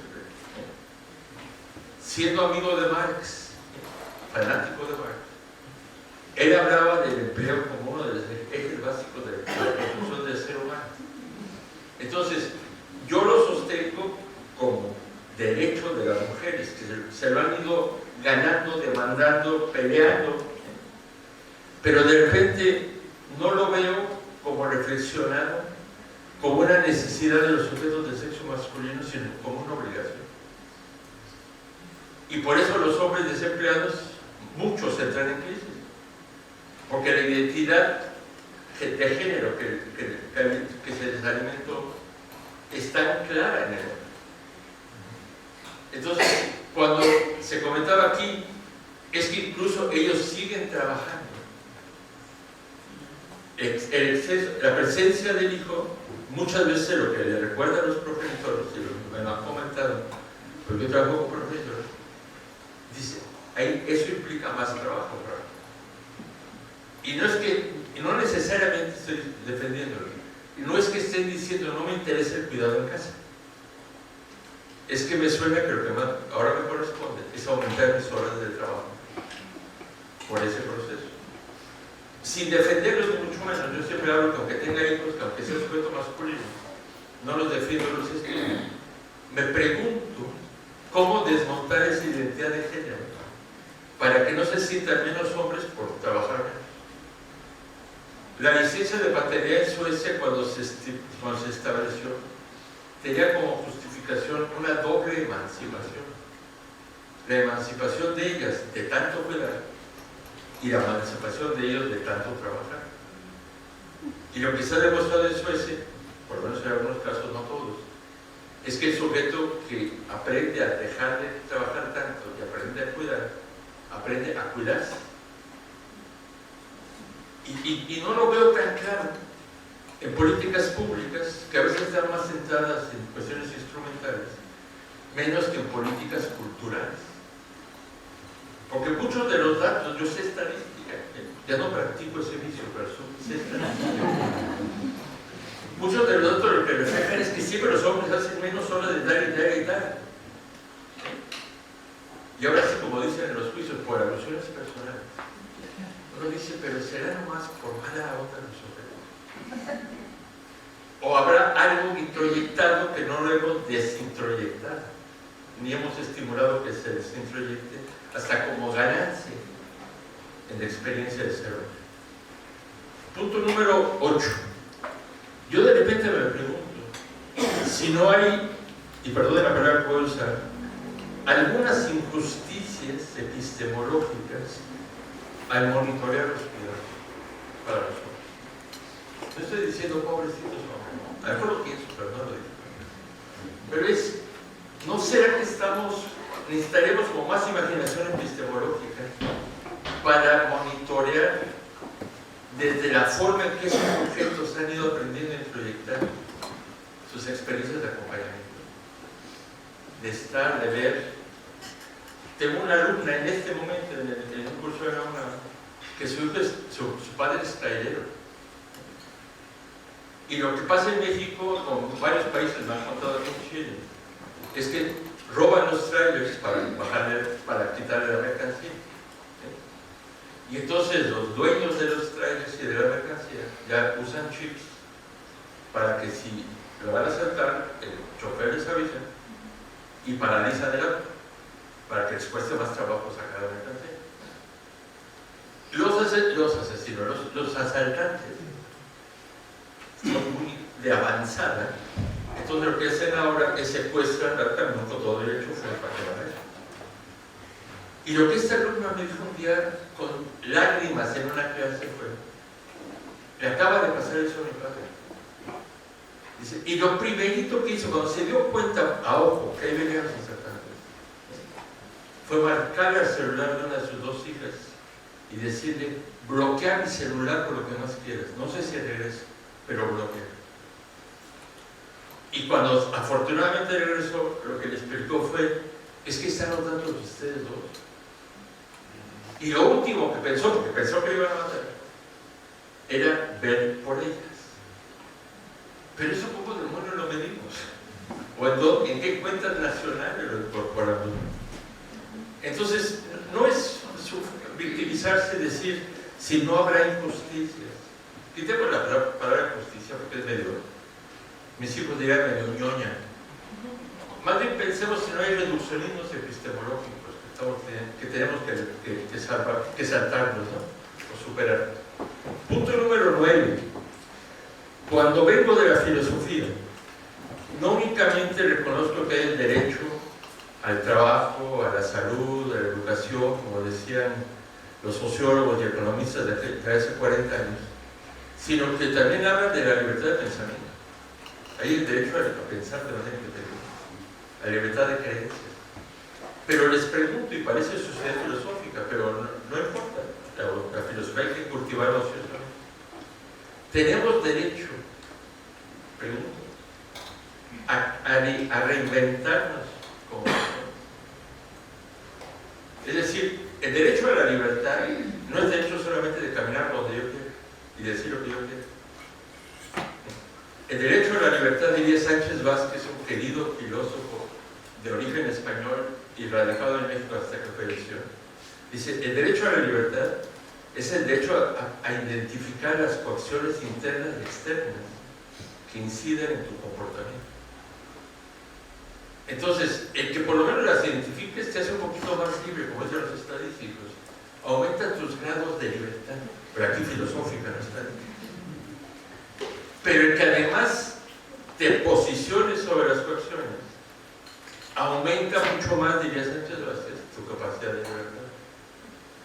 Si parte de lo que medio dije está permeado por los aprendizajes de género de los hombres, los aprendizajes de género no se los transmitieron solamente hombres, se los transmitimos culturalmente a la colectividad de la que somos parte.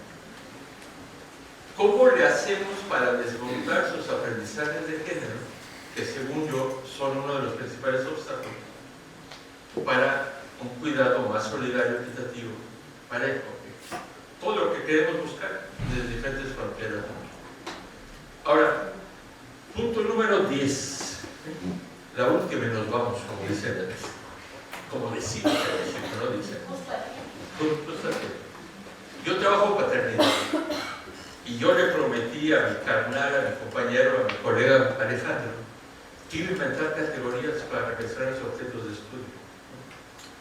Una de las cosas que he venido haciendo es, por ejemplo, escribiendo, como dijo Verónica, sobre el cuerpo paterno, sobre la ausencia filial.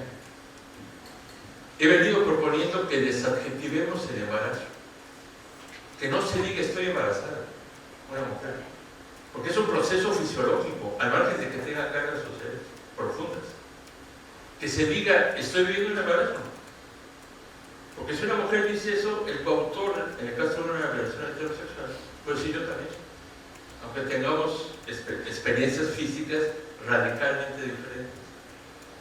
Pero si dejamos que se adjetive, y eso lo he discutido mucho en Brasil, ¿por qué decimos una mujer grávida?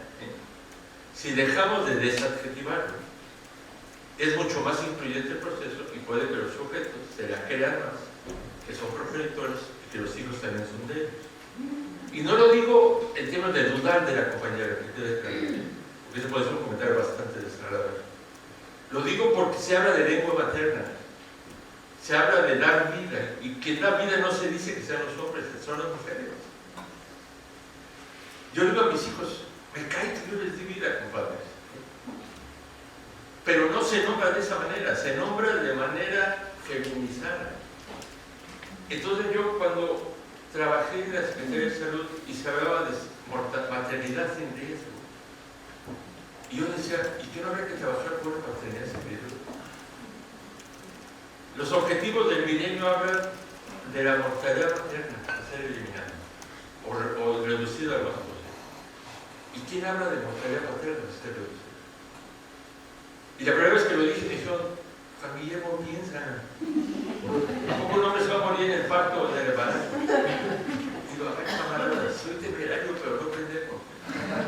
Lo que estoy diciendo, un hombre se puede morir por paternidad, por su esfuerzo de vida paternidad. ¿Quién lo nombra?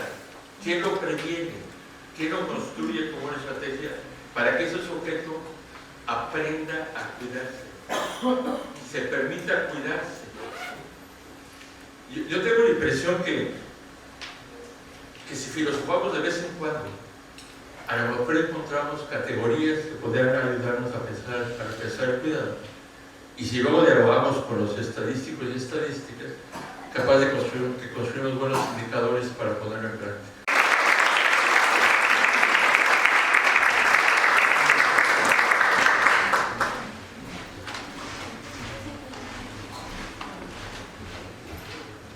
Pues a mí me gusta mucho que cambiemos a veces las narrativas que hemos aprendido, y yo creo que así también podremos avanzar junto con nuevos indicadores y nuevas teorías y nuevas metodologías. Muchas gracias, María. Humildemente, mi colega y coorganizadora de esta plenaria, Wanda, no me mandó su currículum para que yo la presentara. Obviamente porque sabe que todos la conocemos, pero en atención a esa equidad también acá, quiero decir que Wanda Cabela es coordinadora del programa de población en la Universidad de la República. Ella es docente en régimen de dedicación total, o sea, profesora de tiempo completo, integrante del Sistema Nacional de Investigadores Nivel 2. Es antropóloga, no sabía, querida Wanda, es antropóloga y doctora en demografía por la UNICAM, y sus principales líneas de investigación son cambio familiar, fecundidad y nupcialidad. Es responsable del curso de sociodemografía, conceptos y técnicas, y es el día de hoy nuestra comentarista, y vaya que tienes un reto. Bien, te va. Y agradecer también por haber organizado esta mesa, me parece que ha sido súper interesante, también con presentaciones muy pertinentes, muy complementarias y también muy desafiantes. A pesar de que por otro lado yo no soy coordinadora ya más de Hay que actualizar. hay que actualizar el ¿Se oye ya de fondo? poco. A lo mejor levanta un poquito. Un poco más. De todas formas, yo quiero felicitar a las personas que hicieron las presentaciones. Me parece que los tres casos fueron bien interesantes, la perspectiva más demográfica y más centrada en la caída de la fecundidad y todos sus efectos demográficos y en las consecuencias sobre los desafíos sobre el cuidado quedaron muy claras, y el ejemplo de España es particularmente preocupante y desafiante, y preocupante en un sentido, digamos, de que los cuidados realmente precisan ser pensados y reimplementados. También en el caso de Simone, que pasamos como a otra dimensión, en términos de bastante más de pensar, de coordinar, ¿no? Cuidados vulnerados, no remunerados, y cómo integrar eso en una visión mucho más amplia y global de los cuidados. Y bueno, en el caso de Juan Figueroa, también por supuesto ha sido muy instigante la presentación, y me parece que una de las cosas que une las tres presentaciones son los varones.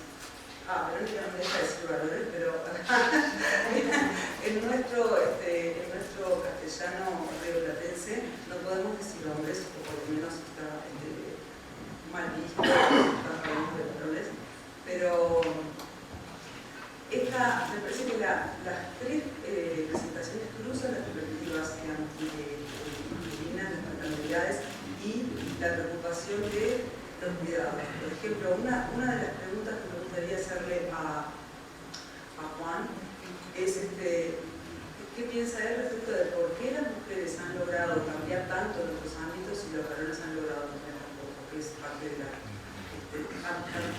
tampoco en el contacto doméstico y en su propio pensamiento sobre el cuidado. Me parece interesante.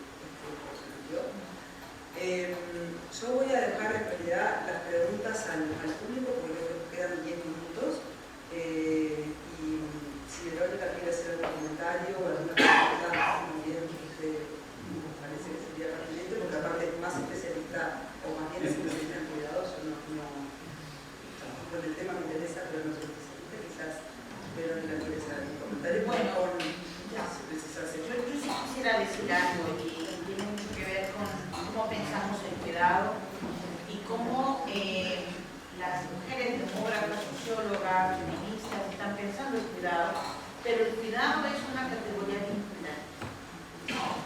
No se da, incluso es una cuestión vinculante con nosotros mismos, ¿no?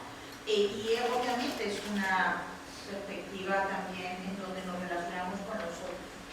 Pero el cuidado también por ser una relación, por ser una categoría vinculante, también está inmersa en las relaciones de poder. Y por eso a mí me parece tan importante también de pronto escuchar a los hombres, ¿no? Y ver también lo que están pensando, lo que están diciendo. Y lo que me pareció muy, muy interesante es dos cosas que se me quedaron hoy. Teresa, ¿no? Como el retraso de la fecundidad, ¿no? Hace que de pronto los padres y los abuelos estén en etapas distintas de la vida y los hijos, ¿no? Los nietos estén de pronto en otras circunstancias y de pronto los itinerarios se cruzan de una manera obviamente distinta, ¿no? Muy distinta. Y por el lado, por ejemplo, de Simone, me fascina, ¿no? La idea de los cuidados domésticos, ¿no? Directos e indirectos, y ese marco teórico de pronto que está englobando todas las formas en que vivimos el cuidado. Y a veces pensamos el cuidado únicamente directo en un bebé o en una persona mayor, pero en realidad hay muchas dimensiones del cuidado que no estamos aprendiendo, agarrando, ¿no? Visibilizando, y creo que lo que está haciendo con la Guimaraes de pronto permite ver eso, ¿no? Esa no recurrencia indirecto, no directo, doméstico, no remunerado, remunerado. Eso me pareció muy interesante. Y por supuesto, Guillermo, a mí me encanta, ¿no? Porque de pronto me mueves, ¿no? Cuidado, el cuerpo paterno, ¿no? El autocuidado, el no verse a sí mismos, ¿no? El no ver su cuidado. Yo creo que también es fundamental, porque si no puedes ver tu cuidado, no puedes ver también otros cuidados, o viceversa. Y creo que esos son aspectos que a lo mejor no podemos medir demográficamente, pero que sí podemos replantearnos nada, ¿no? Porque al final de cuentas, ¿no? Toda esta dinámica demográfica, el cuidado atraviesa la dinámica demográfica, ¿no? Y por ejemplo, ¿qué pasa con el cuidado en la migración? ¿Qué pasa con el cuidado frente a la fuerza de trabajo, a las personas trabajadoras? ¿Qué pasa con el cuidado ante la alta o la baja fecundidad?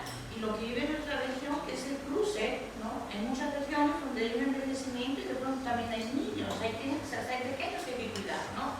Y cómo las instituciones estamos desfamiliarizando el cuidado, y eso es muy importante también, y creo que ahí también pues entran nuevas problematizaciones que creo que tenemos que reflejar mucho.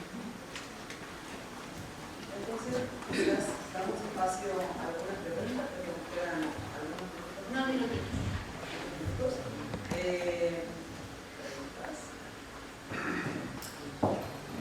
Susana. ¿Me parece que necesito sacar? sí puede sacar eso.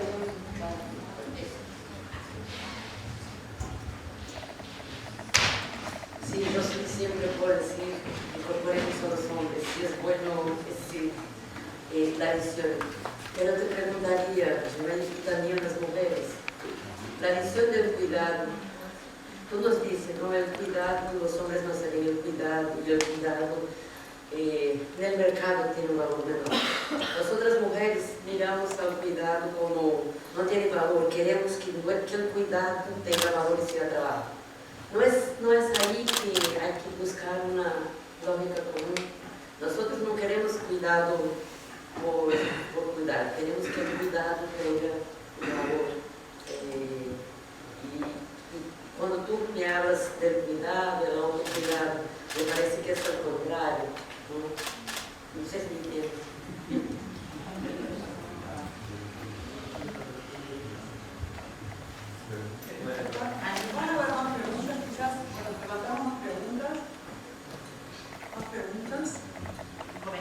Comentarios, preguntas, inquietudes, quejas, reclamos.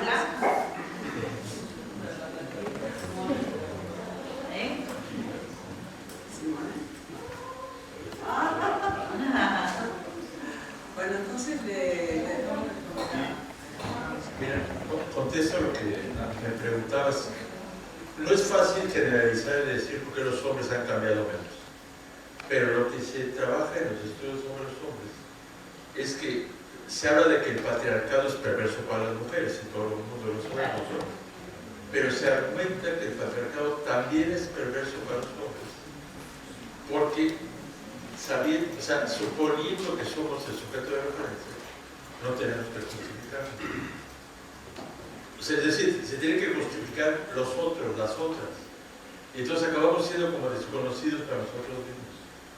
O sea, yo algún día estudié matemáticas y entonces yo digo, parecía que los hombres son como los axiomas, lo que no se demuestra. Y que todo lo demás son los teoremas que tienen que demostrarse. Entonces lo más difícil es demostrar lo obvio. Entonces, cuando empiezan a cambiar las mujeres, en teoría están demandando a los hombres muchos cambios. Pero muchos hombres minimizan, dicen, no, es que no son las mujeres como las de antes, es que tal como que echan la responsabilidad fuera de ellos. Entonces el cambio cultural es mucho más complicado, yo creo que no es defenderlos, pero yo creo que por eso han cambiado menos. Es como, están ya, a ver, hasta qué límite puedo resistir para que tenga yo que cambiar. En un colectivo de hombres por relaciones igualitarias en México, entrevistamos a hombres que estaban yendo a reducir su violencia, a acompañarse como la película de Te doy mis ojos, la película española. Y una de las cosas que nos impresionó es que los hombres decían, le preguntábamos, ¿qué ganas con cambiar? Si estás en el poder, ¿no? Cuando dejes de ser violento ya vas a poder mantener el poder a través de la violencia. Y lo que nos decían es que me acerco a mi hijo y levanto el brazo, y no quisiera generar ese miedo a hijo. O sea, cuando ya empiezan a ver la desventaja, es que quisiera que mi compañera cuando me habla, me vea los ojos, que no agache la cabeza, pero la agache por precaución. Entonces, yo sí creo que hay como más cosas que trabajar, como para que el hombre vea que tiene ganancias con el cambio, porque lo sigue viendo como un negociación, como ir cediendo poquito a poquito. No lo alcanza a ver, o muchos no lo alcanzan a ver, por lo menos como así lo dicen, como ganancias. Ahora, lo que tú compartes es muy cierto. Hace rato me contactó una querida alumna, que no sé si todavía está por aquí, Abigail, que cuando estaba haciendo su maestría, me hablaba de pensiones para mujeres. Y ella decía, siempre las mujeres tienen una pensión más baja, porque trabajar, o sea, cotizaron menos tiempo, porque tal y tal. Y dije, mira, yo era su lector, entonces yo le sugería, ¿por qué no sugieres? Yo oigo a las compañeras feministas diciendo, es que hay que darle valor al cuidado, incluso incorporarlo en las cuentas nacionales. Pero yo le decía, a una mujer individual, ¿qué le sirve saber que su trabajo está contra las cuentas nacionales? Yo le sugería a Miguel, ¿por qué no asegurar como un trámite donde se revalide el trabajo doméstico para las cuentas nacionales y para las pensiones? Que esa mujer, por el trabajo que está haciendo en su casa, o lo que ha hecho de trabajo doméstico, le contabilice una retribución en el Estado. Esa es la parte de las mujeres.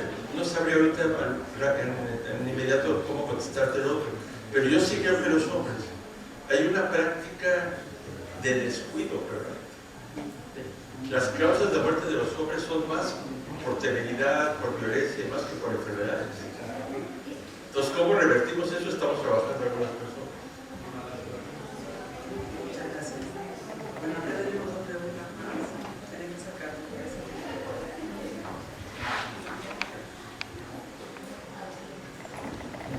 Hola, soy Ana Carolina, soy de la Escuela Estadística de Ciencia, Escuela Nacional de Ciencias y Estadísticas de IBG en Brasil. Mi pregunta es también para el profesor Juan Guillermo.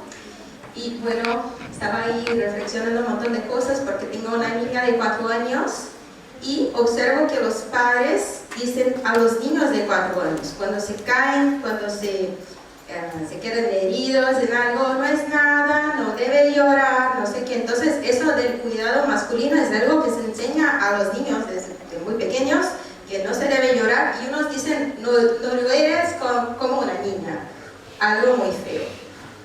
Pero por otro lado tenemos en Brasil algo, bueno, un dato un poco desactualizado, pero más de 5 millones de niños sin el nombre del padre en los documentos. Así que, es decir, hay que compartir el cuidado una vez que los padres asuman los hijos, y es un problema. Entonces, hay un montón de cosas, es decir, como la posición que nos ha contado al respecto de tu relación muy bonita con tus hijos, todo es algo muy consciente, pero muy raro también. La apertura de hablar y todo, es decir, como si estuvieran estuviéramos unos pasos atrás, hay que asumir los hijos, poner el nombre en el documento y después hay mucho que hacer por la división del trabajo y por el cuidado también. Eso es. Gracias.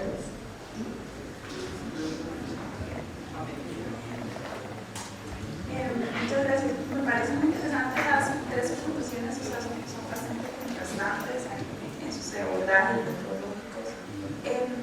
A mí lo que me parece es que realmente el lenguaje de cómo se asume la paternidad es relevante y es determinante, pero eso no resuelve la brecha de género y la discriminación de las mujeres en el mercado laboral y en otros temas. Entonces yo creo que aunque es importante el lenguaje, no se puede simplificar realmente que eso resuelve el tema del cuidado, porque hasta la parte fisiológica, las mujeres son las que van a parir un hijo y por eso son discriminadas en el mercado laboral de entrada. Las mujeres son discriminadas en materia salarial, son discriminadas en puestos de directivo y además mujeres ocupan puestos, estudian carreras con alto nivel de ingreso, con ingenierías, dentro del sistema. Entonces, el lenguaje de la paternidad importa y sí es relevante, pero creo que aún más relevante es que los hombres reconozcan y trabajen en que las mujeres puedan tener menos brechas en discriminatorias, porque el lenguaje no difícilmente resuelve la discriminación de las mujeres de una perspectiva integral y más clara en el mercado.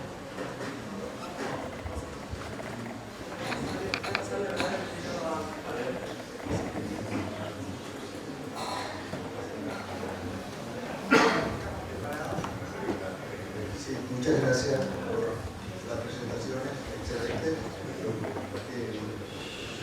El tema del cuidado para mí es un tema que tiene una connotación particular o tuvo una connotación muy particular cuando trabajamos con el tema del envejecimiento, porque es ahí donde confluye lo que ha sido la historia de desigualdad y cómo Ok. Decía que el tema del cuidado en un momento de mi vida profesional es un tema muy importante y no se ha desarrollado tanto como se está desarrollando ahora, sobre todo por las implicaciones que tiene en términos de envejecimiento y cómo confluyen ahí en personas mayores, cómo la falta de involucramiento del hombre en el proceso de cuidado se convierte en la vejez en un impedimento para vivir mejor la vejez, porque sencillamente el cuidado no es solamente el empleo del tiempo, es la creación de redes. Y la creación de redes es un elemento fundamental para garantizar que en la vejez las personas puedan tener soporte y forma de comunicación, que es un elemento esencial para el desarrollo cognitivo y para otros aspectos en la vejez. Ahora, yo quería decir algo con respecto a algo que tal vez no escuché y me gustaría que los panelistas pudieran decirme algo, cómo ven eso. A veces tuve la percepción de que estamos hablando del cuidado en familias nucleares, de que estamos hablando de hombres y mujeres en una familia nuclear y cómo los hombres y las mujeres se distribuyen el trabajo, y eso está muy bien. Hay una parte de la sociedad que vive familias nucleares, pero si nos vamos a algunos países, a los países que vamos que la situación no es tan así, si nos vamos a algunos contextos y sobre todo los grupos socioeconómicos más bajos, o los países, por ejemplo, como el mío, República Dominicana, o algunos países del Caribe, en que la verdad que vas a una casa y preguntas quiénes son los niños, y como se dice, ya eso es un relajo. O sea, tú no sabes quién es el papá, quién es la mamá, y de dónde están, y si viven, si no viven, si están en República Dominicana, si están fuera. O sea, ¿cómo yo me puedo imaginar el cuidado del involucramiento del hombre cuando la mujer, a lo mejor él está solo con los hijos y la mujer se fue a Nueva York, o a Estados Unidos, o a España, o a Suiza? O el involucramiento del cuidado del hombre, cuando el hombre es el que está fuera. Es decir, creo que sería interesante si pudiéramos introducir un poquito más de detalle a esos análisis y no partir de una estructura de hombres y mujeres que se organizan, que viven ordenadamente de acuerdo a un criterio que, parafraseando mi colega aquí, ya muy gurú de la masculinidad de América Latina, epistemológicamente nos sirve mucho para no confundir nuestros análisis. Si no nos confundimos nuestros análisis, no vamos a avanzar tanto en entender de verdad cómo se da esa lógica de cuidado entre los hombres y las mujeres.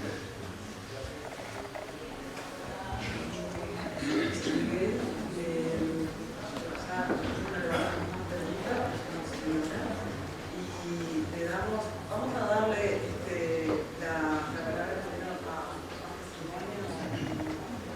a Teresa si quiere contestar algo que es lo que planteó José Miguel. Pero sí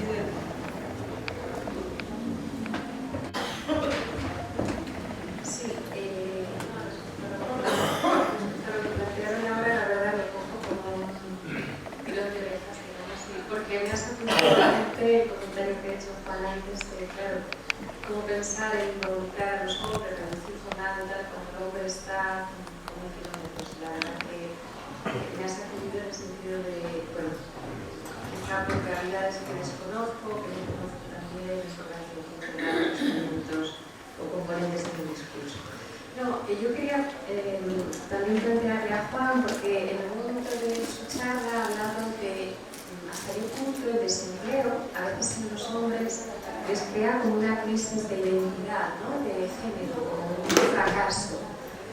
Y según te estaba escuchando, estaba pensando precisamente en un estudio que nosotros hicimos en España, de corte longitudinal, pero en este caso cualitativo, en el que entrevistábamos a parejas que estaban trabajando los dos miembros en el momento en que estaban viviendo el embarazo y en el momento en que ya había nacido la criatura, para ver un poco cómo se cambiaban todo tipo de expectativas de cuidado, de trabajo y tal.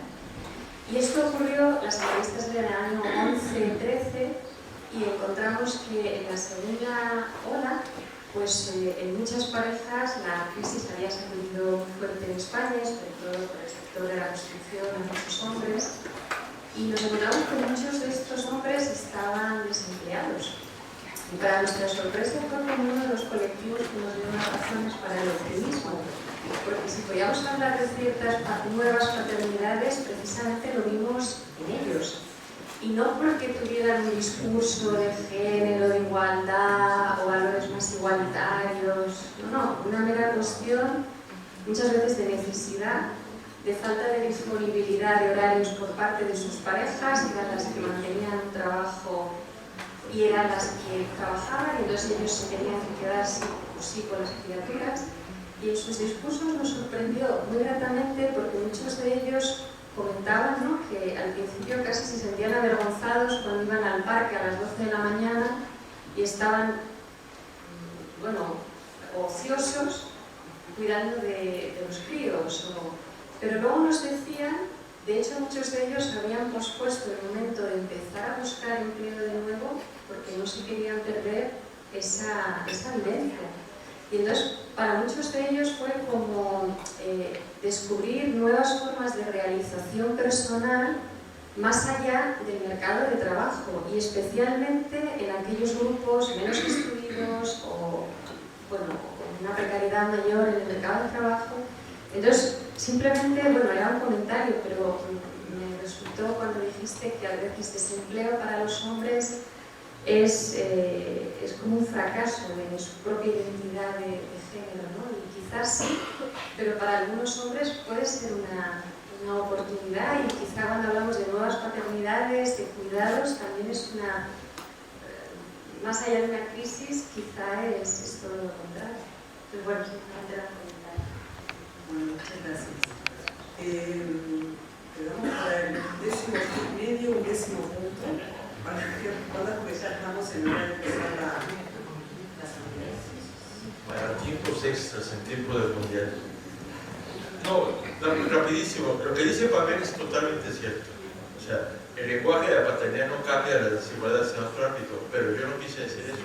Yo trabajo paternidad. O sea, por eso es mi eje fue reflexión sobre eso. Pero sí creo que en el ámbito de la paternidad y de la producción algo podría cambiar modificando el lenguaje. Y lo que dice la compañera brasileña es muy cierto, es un ejemplo. ¿Por qué tantos hombres no reconocen a sus hijos? Lo que yo no veo en la demografía es a los sujetos masculinos como sujetos reproductivos. Los indicadores básicamente son de fecundidad de las mujeres y la medicina de las reproducciones de las mujeres. Y muchos hombres aprenden que el trabajo es básicamente su principal responsabilidad como progenitores. Menos se habla de lo que afortunadamente comentas, Teresa, que es muy cierto, de los placeres de la paternidad. Entonces, si me entero que empezó un embarazo, mejor me hago un lado. No lo estoy justificando, pero muchas veces en México no hemos logrado que los hombres entren al parto, por ejemplo, por derecho de ellos, solo es por evitar violencia obstétrica.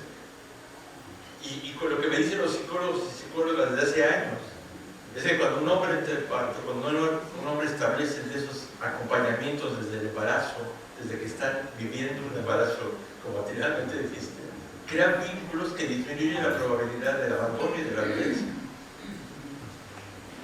Pero eso es muy raro. Afortunadamente en Brasil sí se hace ya.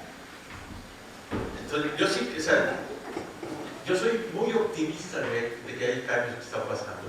Y creo que me siento muy a gusto de ser parte de los cómplices en ese proceso. O sea, no es solo desolación de la experiencia de los hombres. Muchas gracias, Guillermo. Entonces, te paso para